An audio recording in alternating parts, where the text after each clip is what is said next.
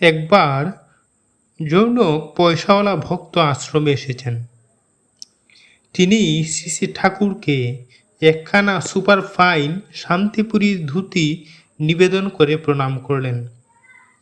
কাপড়খানা হাত দিয়ে ঘুরিয়ে ফিরিয়ে দেখে শ্রী শ্রী ঠাকুর খুশি হলেন, তারপর পাশে রেখে দিলেন।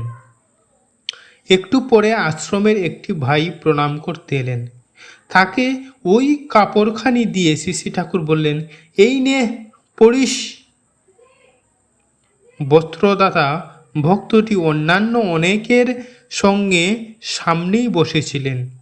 এই দৃশ্য দেখে তিনি দুঃখিত হয়ে বলে উঠলেন, ঠাকুর, কাপড়টা দিয়ে দিলেন। স্মিত হাসে আর সবার দিকে তাকিয়ে শ্রী শ্রী ঠাকুর বললেন, কাপড়খানা ও আমাকে দেয়নি, তাই ওর কষ্ট হলো।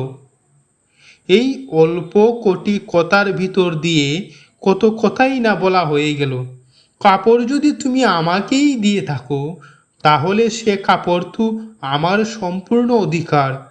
তা আমি কাউকে দিয়েও দিতে পারি, জলে ফেলেও দিতে পারি, কারণ ওটা আমার জিনিস। তাকে দেওয়া হলে চিন্তাটাও এমনতর হবে। আর তিনি কাউকে ওটা দান করলে যদি দুঃখ হয়, তাহলে বুঝতে হবে ও কাপড় তাকে দেওয়া হয়নি, দেওয়া হয়েছে আমার অহংকে। আমি চাই ঠাকুর আমার দেয়া কাপড় পরবেন, সেটা আমি ভাবের তুষ্টির ব্যাপার হলো, ঠাকুরের নয়। এতক্ষণে ঠাকুরের হাসির কারণটাও পরিষ্কার হয়ে গেল। হাসির ভিতর দিয়ে তিনি যেন বলে দিতে চাইছিলেন, মুখে তুমি বলেছ যে কাপড় আমাকে দিয়েছ, কিন্তু ধরা পড়ে গেছ কাপড় তুমি আমাকে দেওনি, দিয়েছ তোমার প্রবৃত্তিকে।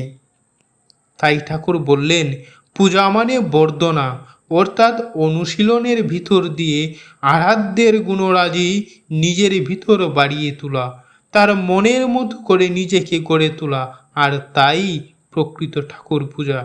সেখান থেকে প্রিয়তমের সুখেই আমার সুখ, আমার নিজের ইচ্ছা অনিচ্ছা বলে কিছু নেই, এর অভাব যেখানে, তাই হলো প্রবৃত্তির উপাসনা, আর প্রবৃত্তি কেন্দ্রিকতাই